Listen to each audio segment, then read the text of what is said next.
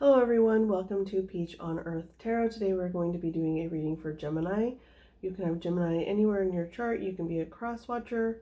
All that I ask is that if you're here watching this reading, that you come with good intentions for yourself and for others. I just want to preface the reading by saying that I am sick right now, so if I have to cough or blow my nose or whatever in the middle of your reading, I apologize in advance, but that's just the nature of what's going on in my life right now. Okay, so you guys, what I was getting, I'm gonna try not to talk about this too much because in Taurus's reading I talked about the channel messages for like almost 15 minutes, and I don't want to do that again. But the first thing that I heard for you guys when I was getting into your energy was get comfortable. So I don't know if there's something that's making you feel like at dis-ease right now. That could be the case. And then, excuse me. And then I was getting the message of the star Betelgeuse for some reason, which is, it translates to the shoulder, the giant shoulder is what Betelgeuse means. So, and it's part of Orion's shoulder in the constellation Orion. And I just did a little bit of a dive on Orion and like his story, and it's interesting because Orion, the way that he died was by a scorpion. And why that's interesting is because right now, like before, when I'm recording this, we're like 3 days before the lunar eclipse, which is happening in Scorpio. And so it's like there's something going on with that scorpionic energy. You could have some Scorpio in your chart. I don't know if the Scorpio reading is going to pertain to people because this is like, it's been coming up, the eclipse. So they just said something about Scorpio could be in your 10th house. Scorpio represents the 8th house, but depending on your natal chart, it could be in your personal 10th house, which would make you a Scorpio, Sag, Capricorn rising, maybe? No, it would be Aquarius rising, I think. Somewhere around there. But anyway, so let's see here. Yeah, it's interesting too because the one who's put the scorpion on Orion to kill him was Mother Gaia. And I've been getting a lot of messages about the eclipse and Mother Gaia. And what happens with a lunar eclipse is that the Earth goes directly between the sun and the moon, causing it to cast a shadow on the moon. Because it's supposed to be like a full moon, but instead it's an eclipse. And so anyway, when I hear the words earth shadow, the first time I read that about the lunar eclipse, I got the message like recently.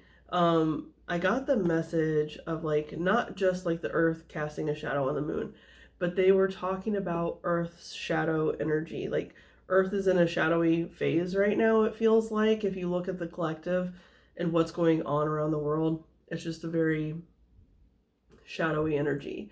And so it's like, so Mother Gaia put that scorpion on Orion to kill him, and Orion was like this hunter, right? Like this great hunter, and he couldn't kill the scorpion. And so it's almost like Earth is going through all these like shadow phases to like protect her children. The creatures of the earth, right? And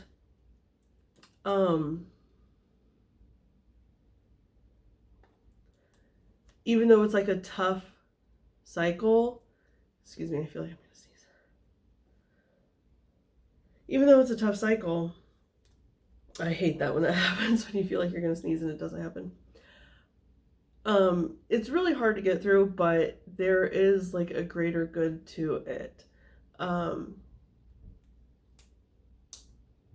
Yeah, so anyway, also the star Betelgeuse is the 10th brightest star in the night sky. And that's why I brought up the 10th house. I don't know if I said that earlier, but it's the 10th brightest star in the night sky.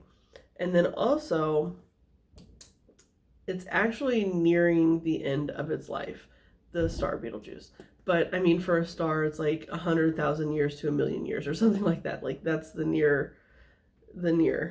And so it's like, they did have me put the word soon in quotation marks. So it's like, there could be a cycle you're going through that you're hoping is going to be over soon, but it's like, what is the word soon, right? Soon to you means something else to like the star Betelgeuse, right? It really depends on your perception of things. I was explaining this to my kid the other day where it's like, to us, time moves at this rate. But then to like a spider, time moves at a much faster rate because, or lower, I don't know. But anyway, it's like, because the spider's lifespan is however long, it's much shorter than a human's lifespan. And so its perception of time, that's its full lifetime, right? Like it's 80 years. Like for humans, it's 80 years or whatever. And to the spider, the span that it lives is like that 80 years. So that time is happening in their time, not in our time. In our time, it's much smaller. So it's all about perception and how you're perceiving something. Like to you, soon may feel like 10 years from now or something, but like to a person in your environment, soon may be like 2 months from now, you know, like, so it's all about perception. Okay. Now we are going to start with the, so I'm using 2 decks and they're from the same like box set, and the box set is called the Book of Shadows Tarot, and the 2 decks are the As Above and So Below. And so what I'm going to do is the As Above represents what's going on like cosmically, in other dimensions, other realms, whatever you want to call it. It's like the energy that is surrounding us that we can't necessarily see, but we can perceive it and we can feel it, but we can't see it with our 2 eyes, but with this eye here we can, if we so choose. So I'm going to use that for that.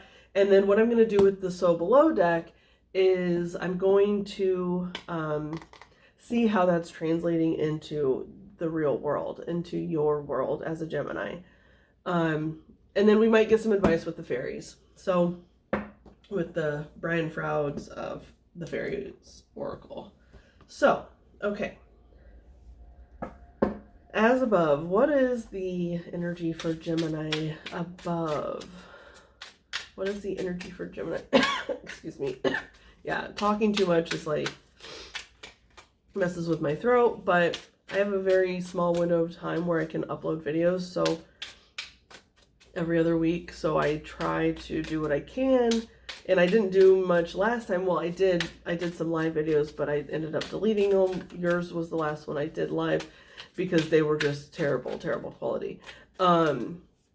So I ended up deleting those, and then I wasn't able to work on it for like another week. So here we are getting your reading, even though I'm sick. So yeah, like I said, don't mind if I cough or sneeze or have to blow my nose. I'm going to try not to, but it happens, especially like my throat's really scratchy and tickly right now. Okay, so anyway, enough about me. Let's get into Gemini. Gemini, we're doing Gemini. What is the energy for Gemini, please, with the above? Oh, that's weird. I was shuffling the deck upside down. Uranus came up for Aries, or not Aries, for Taurus. This is the Seven of Wands, but it's the Uranus card. Now, I don't know what... There's something going on with... you could have Uranus in Scorpio, I just heard, or Uranus in your 10th house. There's something going on with the planets for you specifically. Like, I would definitely look at your natal chart and see what's going on there. Maybe specifically look at Uranus and look at... I'm hearing some of the star points, like... Chiron isn't a star, it's an asteroid, but, excuse me, it's like, I don't know, there's just something going on in your chart right now. I feel like Seven of Wands is like usually pretty closed off. I'm not like an astrologer in any sense of the word, so like I don't know what Uranus means. Like I don't know what it represents really. Uranus. I'm trying to remember like in the recesses of my mind, but it might not happen. But the Seven of Wands usually means like standoffish. It's like defending oneself. In the typical card, there's like someone up against a ledge and they're like defending themselves against 6 other people trying to like push them off the edge. I always like to interpret it the other way, where they're trying to warn them that they're on an edge and like, hey, get down from that ledge. But that's just me being an optimist. I think it's my Sag rising. So anyway, the card that actually came out is the Three of Cups, or the Three of Water. I'll show it to you.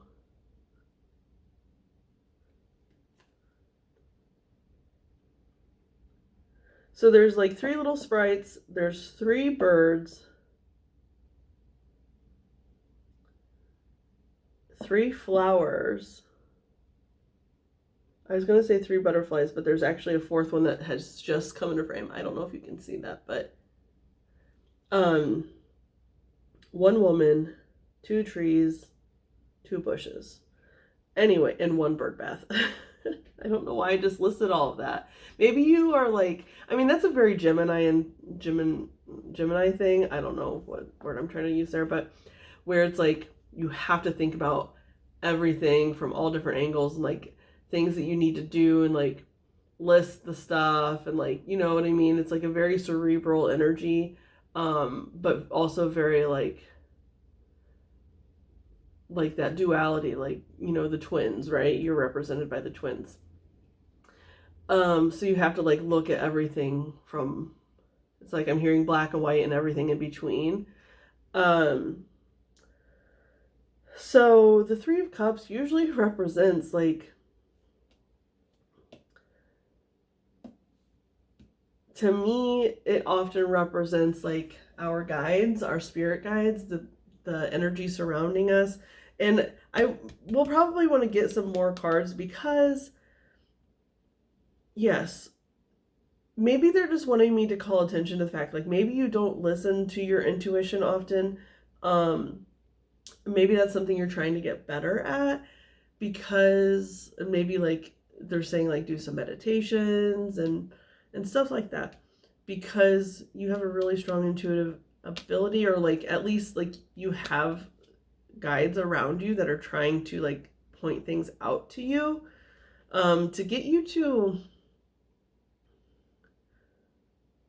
I don't want to say lighten up, but like just, yeah, to lighten up a little bit, you know, at least like, because this woman, like, she has so much joy in her presence with that Seven of Wands. I really want to look up Uranus, but like,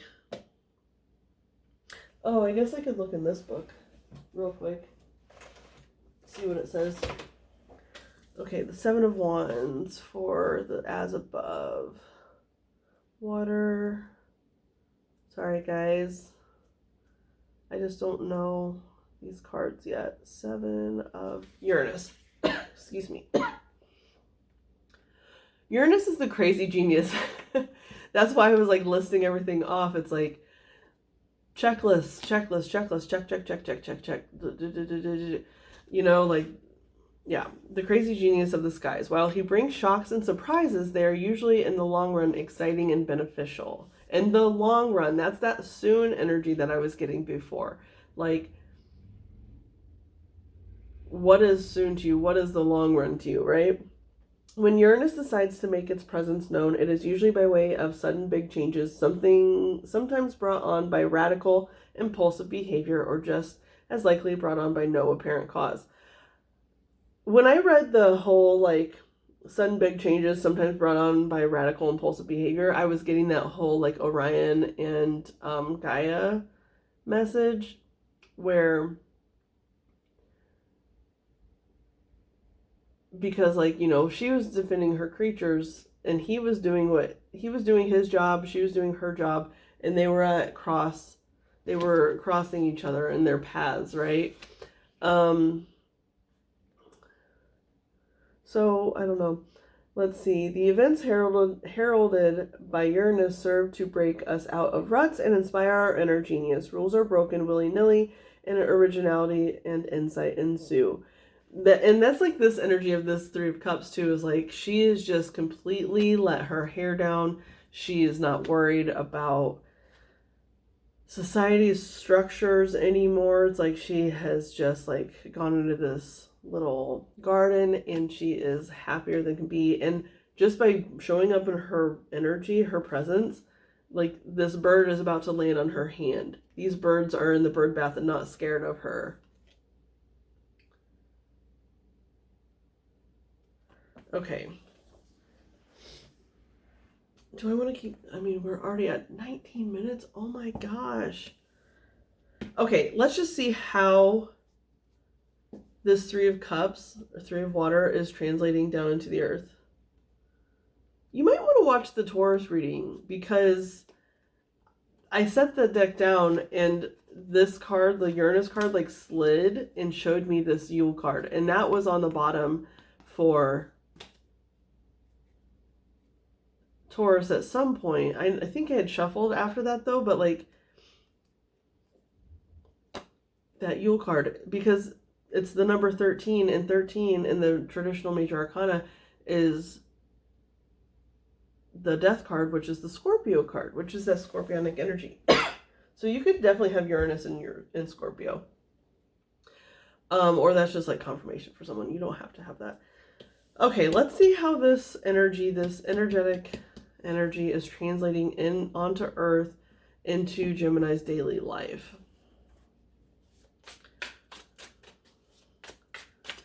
Spirit's definitely wanting something to get shook up. Like they're kind of wanting to give you a tower moment, but not like a bad tower moment. Like the tower moment in like the best sense of the word. That's so many cards. 4, 5, 6, 7, 8, 9. No, I'm not taking 9 cards. I'm sorry. How is this Three of Cups translating for Gemini? Okay.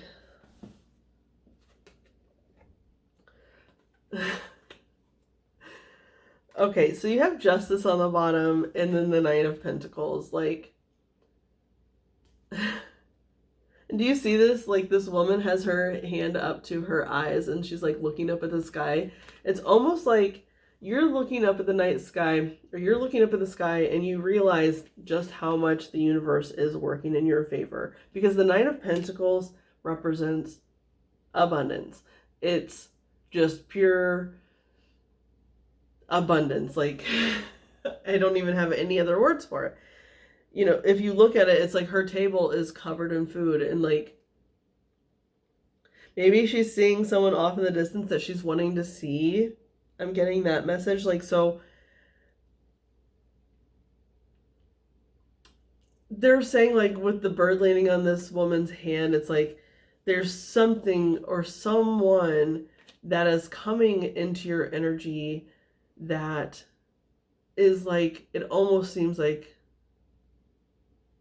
too real to be, or too good to be true. But I'm not getting that it's like someone that you don't know. I'm getting the fact that it's like a person that you have not seen for a while, that you've been missing, because she's expecting this person. Like, she's out on her porch expecting their arrival. And like, she has a meal prepared. Like,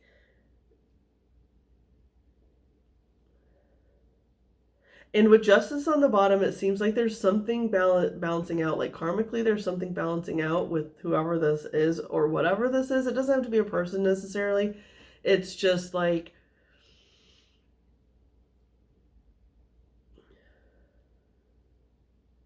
you... Hang on a second. Yeah, it's like there's just a person that you haven't, or I'm sorry, that's what I was saying. It's like it doesn't have to be a person. It can be something that you used to do that you really enjoyed and you really loved, but you haven't done it in a long time, and it's like being presented to you again. It's almost like the universe is like giving you a lot of signs about what you're supposed to be doing in this sense, whether it's a person or, you know, just something that you love doing. They could be giving you a lot of signs about where you're supposed to be going. The number 39 could be significant because we have... I'm going to try to turn around because I don't know how it's going to show up for you. I think this is how it's going to show up for you, but it's like 3 and 9. So they're telling me the number is 39.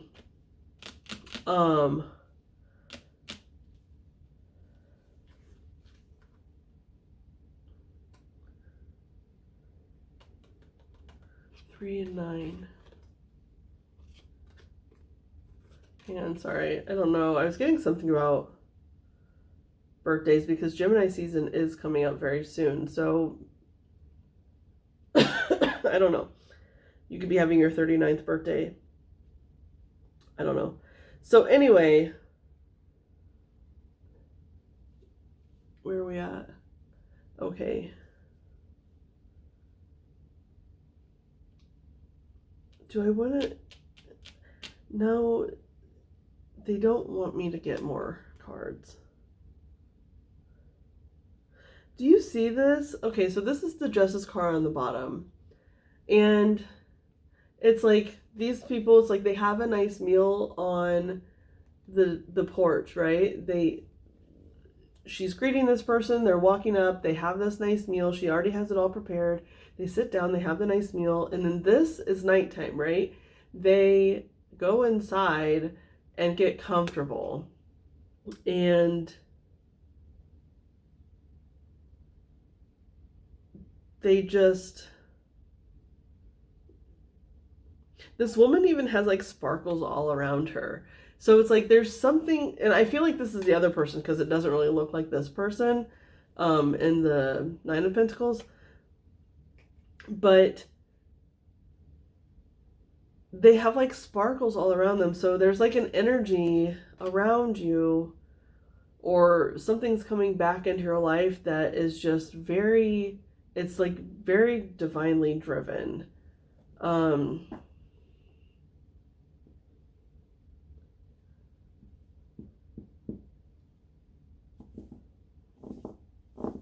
hearing like receiving a long lost friend. So there could be a friend that you had a long time ago that you haven't seen in a really long time, that it's almost like when you reunite, it's magical. I don't know. Okay. So let's use the fairies to get you guys some advice. Sorry if that was a little redundant. I don't know. I only have 2 cards out here.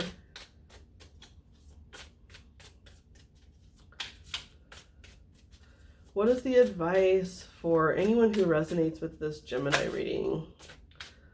List of the Shadows. Luminous Doom on the bottom. List of the Shadows. 44. For some reason, they're pointing that out as well. Like, I'm hearing like 39th birthday, 49th birthday. And so maybe it's like 5 years, how like soon to some people...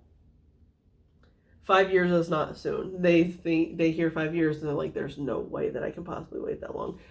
But maybe you haven't seen this person in 5 years. That could be a thing. So List of the Shadows, what I'm getting here is like that scorpionic energy where I don't know if this is necessarily the card, but I know there is a card like this where it's like there's fairies that are represented in this book that they're not afraid to go to the depths. And because some of the best, most brightest trinkets are at the bottom of the deepest depths, right? And that obviously represents our emotions, which Scorpios are supposed to be able to live in that energy very, very easily. Like those kinds of fairies are very scorpionic energy. So it's like a bright spot in a dark time or a dark place.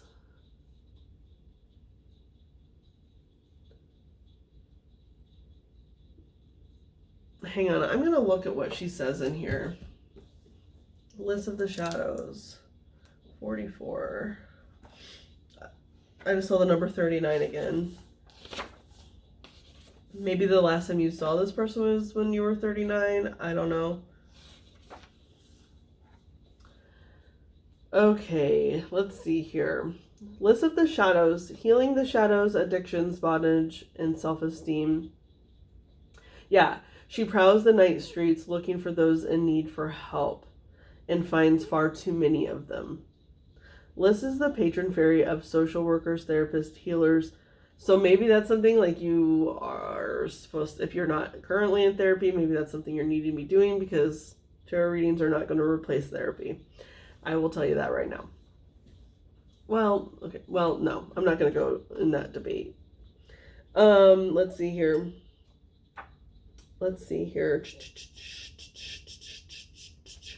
Caught in the darkness of their own inner shadows, or who are abused by those who should have protected them. However, she doesn't sit in an office somewhere. She is out there on the dark and dangerous streets, lending a healing hand, soothing an anguished brow there, whispering comfort and encouragement to a lonely ear.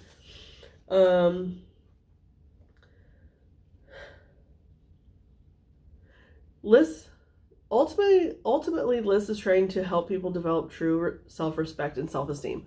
So that there, what it tells me is like, maybe this person coming back to you is you. Maybe you have been in the depths in that scorpionic energy for 5 years or for however long. You know, it's almost like it's felt like a blip in time, but it's also felt excruciatingly long.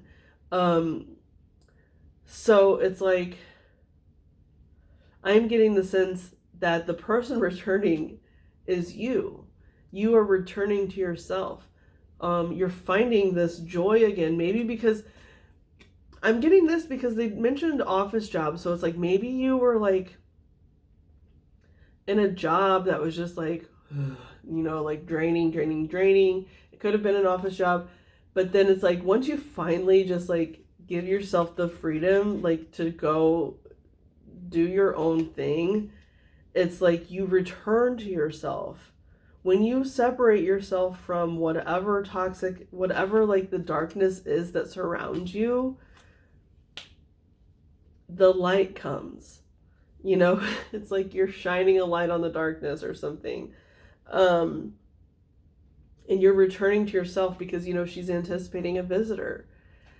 So, yeah, you are. It's like maybe you need to do some inner child healing, or really just like get to the source of your deepest like depressive episode. I like to play a little game called the Why game. I don't know if that's what it's actually called, but it is like a psychology thing where it's like you address something you're feeling and you ask yourself, why am I feeling this? And you answer it, and then you just keep asking yourself why to the answers until you get to the bottom of that question, right? Because often the first answer is just the surface. It's not the deepest, darkest level. You got to keep going and going and going to get to that dark, right? So you have to maybe embrace this scorpionic energy during the eclipse that we're about to have. because it is in Scorpio. The eclipse is in Scorpio, and eclipses represent change, and so does Scorpionic energy. So like, we have Mercury retrograde going on, which is like things can kind of be up in the air with Mercury retrograde. We have Friday the 13th, which I'm recording this on Friday the 13th. Excuse me. And then we have the lunar eclipse in Scorpio. And so it's like those three energies are often associated with negative, they have like negative connotations attached to them. But I've been hearing this message. This came up for Taurus too. So you could definitely have Taurus in your chart, or you should watch Taurus reading.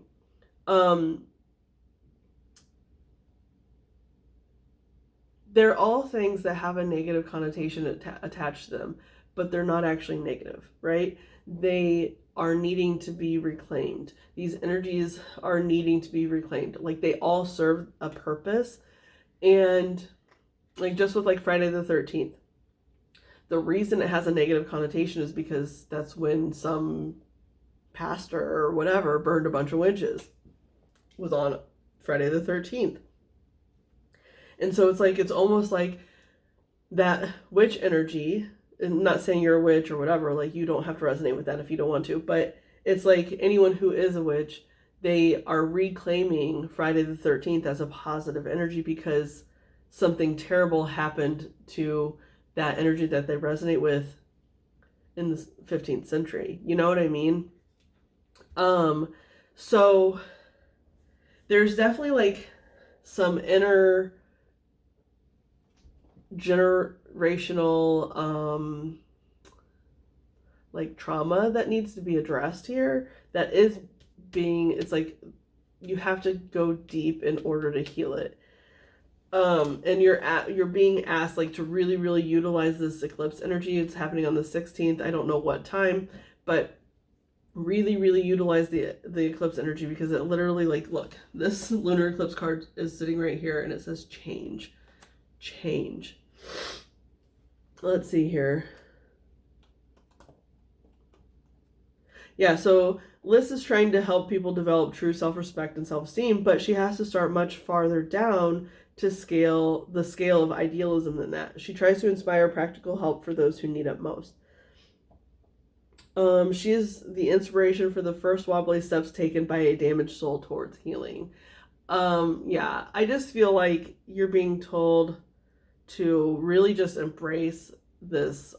If you're in like a dark period right now, really assess that. Really, really dig into that and figure out why. What is the reasoning for the darkness in your life?